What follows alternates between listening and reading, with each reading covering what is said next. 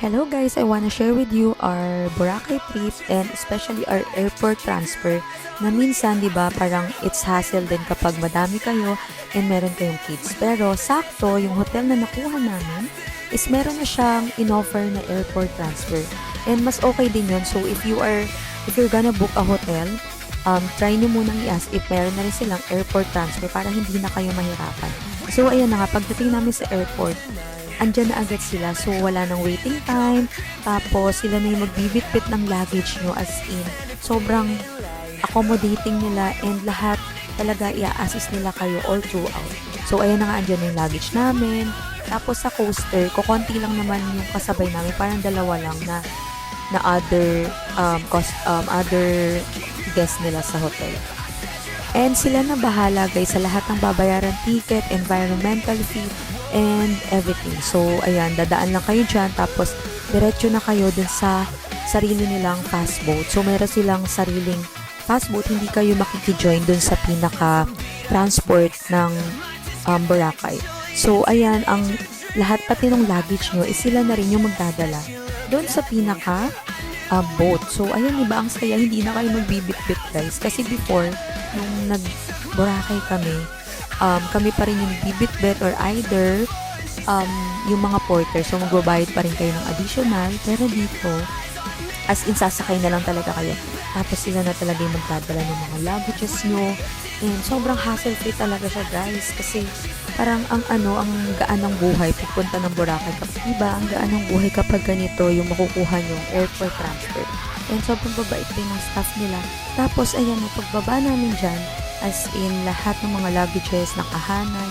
Tapos, sila na rin yung magbibitbit and maglalagay din sa van.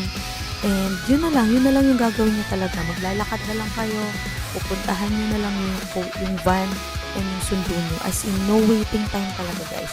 Pagdating nyo doon, as in, nandun na. Hindi na kayo maghahanapan, wala nang need i-contact.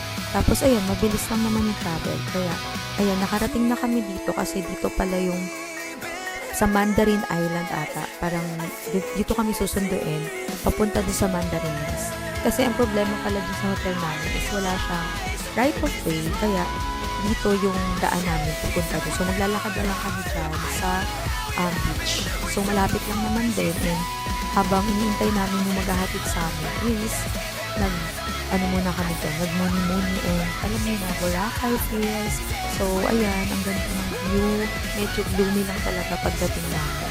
Pero ang saya. And yun, habang nag-iintay ako, ayan, nagpa-braid muna ang lola niya para naman sulit yung bayad and sulit yung pagpapabraid natin. So, at least until 3 days natin dito is, ayan, naka-braid tayo. So, maybe, before umuwi, sako lang siya tatanggalin. So, ayan na nga, nag-ikot-ikot lang kami dito sa D-Mall kasi nga, hindi pa kami nakapag-check-in and nag-base lang talaga kami doon sa CR nila. So, ayan, waiting na lang kami and nag-request kami na sana merong available na room para naman makapag-freshen up kami before our Red Whale experience kasi yun yung first activity namin for the day. And yun nga guys, yung nakuha namin room is sobrang lapit lang talaga sa D-Mall. As in, lakad lang, katabi lang halos. So, lahat, ang daming restaurant. Kaya magsasawa ka talaga. So, ayan pala, naggala-gala lang muna kami dito.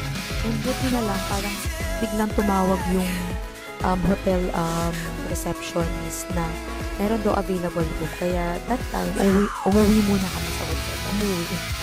And then, buti na lang talaga may available na rin. 3 lang. So, yung isa is maybe pagbalik na lang namin after our Boracay Red Whale. So, ayun guys, ang saya pa rin sa Boracay, promise. The best experience ever.